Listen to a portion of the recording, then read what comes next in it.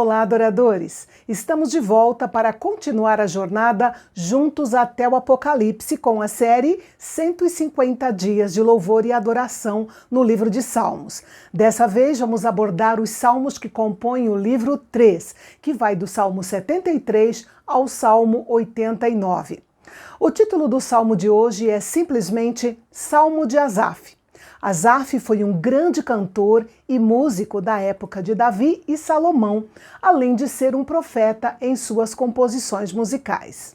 Este salmo maravilhoso pode ser mais bem compreendido pelos pronomes dominantes usados na sua composição. Observe que quando Asaf está preocupado com o destino dos ímpios, o pronome dominante é eles. Quando ele descreve o seu próprio pensamento frustrado que o levou à tomada de posição, o pronome dominante é eu. Quando ele encontra a resolução do problema, o pronome dominante é tu, referindo-se a Deus. E quando ele proclama a certeza da sua fé e comunhão com Deus, os pronomes dominantes são uma mistura de tu e eu. Asaf começou seu salmo declarando sua fé no Deus da aliança, que mostrava sua bondade ativamente para o seu povo e para os puros de coração.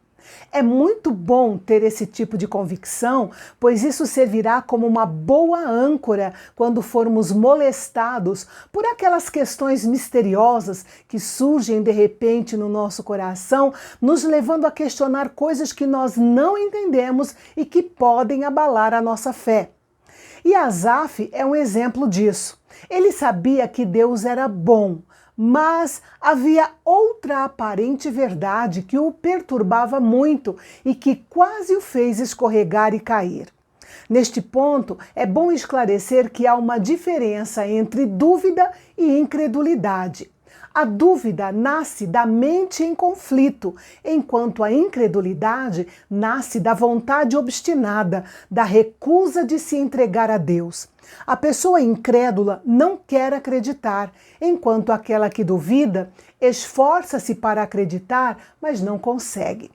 Diante disso, Asaf sentiu inveja dos que prosperavam. É lamentável que um herdeiro do céu tenha que confessar: eu estava com inveja.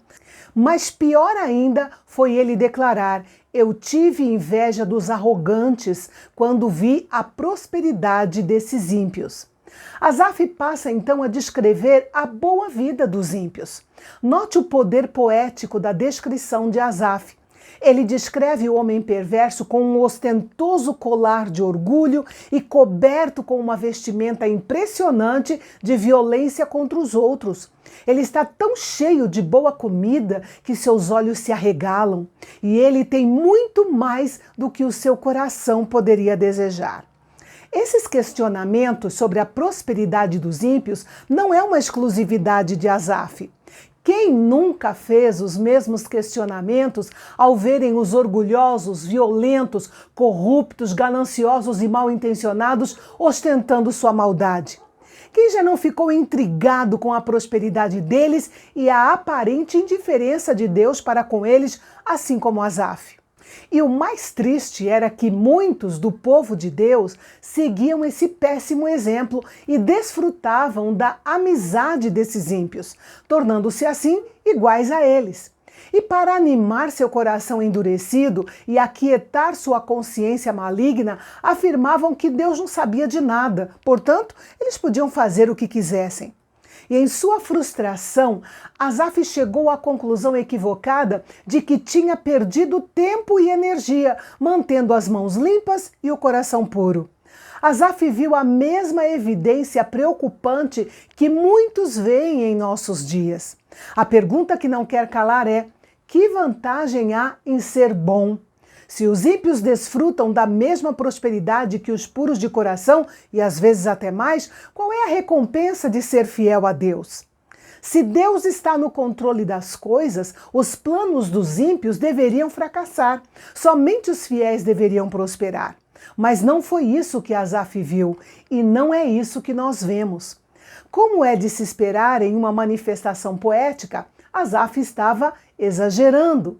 A vida dos ímpios não era tão boa como ele observava, nem a sua vida era tão má como ele achava que era. Todos nós sabemos que nenhuma vida é 100% boa ou 100% ruim.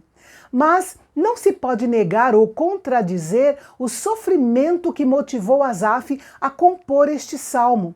Podemos nos identificar fortemente com esse sentimento. Depois de refletir muito sobre a questão, Asaf decidiu ir ao santuário. E ali ele viu como Deus é tremendo.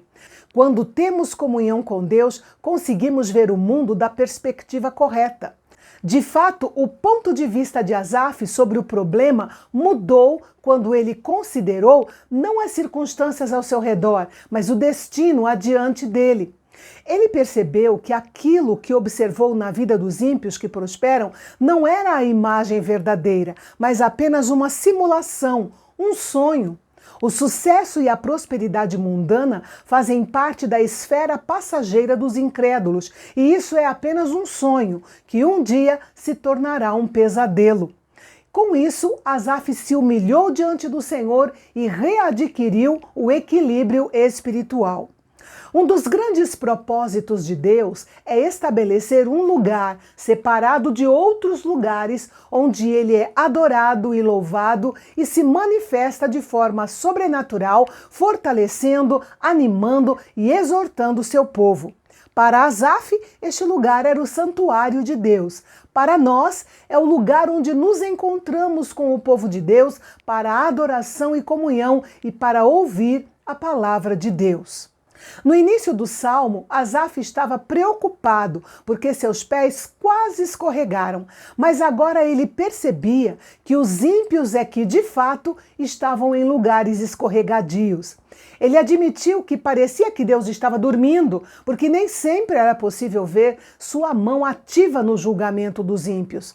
Usando essa ideia, ele percebeu que, na realidade, Deus estava sendo paciente para com os ímpios, mas que um dia eles seriam julgados por Deus.